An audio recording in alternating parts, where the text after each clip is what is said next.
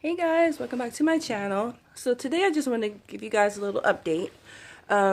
So since our kids are not in school right now and parents are kind of being forced to homeschool their kids, I was really not prepared, just like a lot of us were not. So I tried the whole homeschooling thing. The school did send home a couple of like worksheets that the kids could work on. So we sat our kids at the kitchen counter and tried to have them do their schoolwork. It didn't work so well. I mean, they were playing. They kept getting up and getting snacks. I mean, like they were grabbing toys and playing in the living room, just doing their, normal things that they do when they come home from school.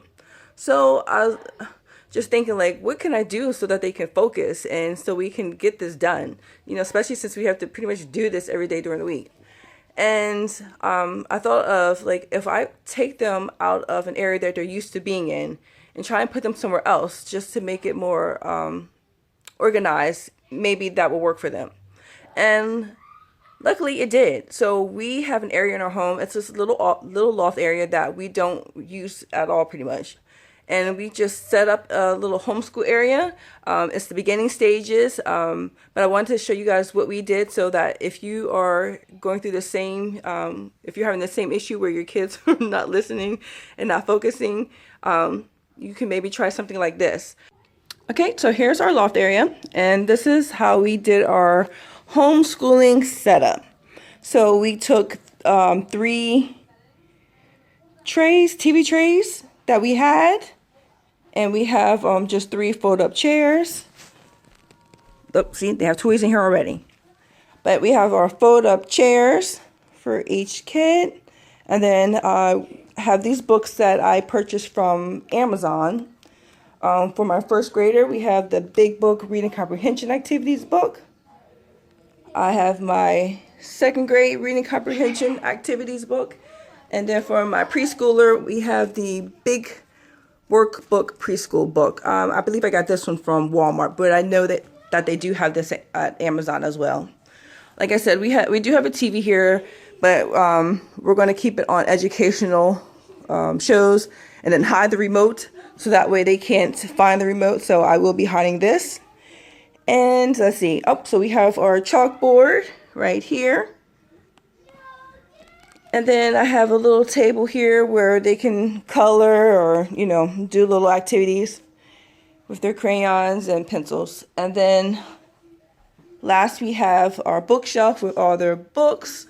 And again, we've already had these books and we just have on the bookshelf. I need to go through and kind of prioritize them into grade level. But I just went and got some cardstock paper and printed out their names. Kind of make it like their own little cubbies with their own books and items of sort.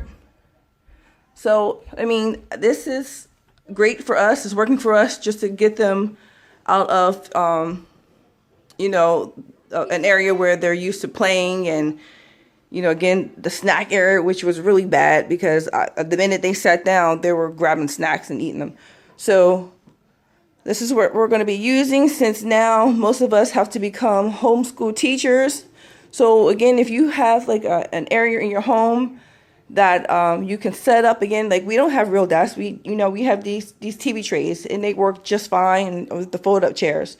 So hopefully this will work out, something like this for you guys too. So I'll keep you guys posted on our homeschool journeys.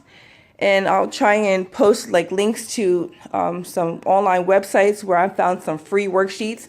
There are some companies that, are charging you for downloading their worksheets, but right now is not the time, at least for not us.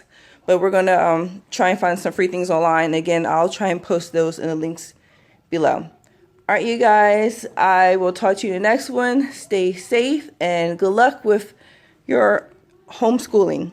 Take care.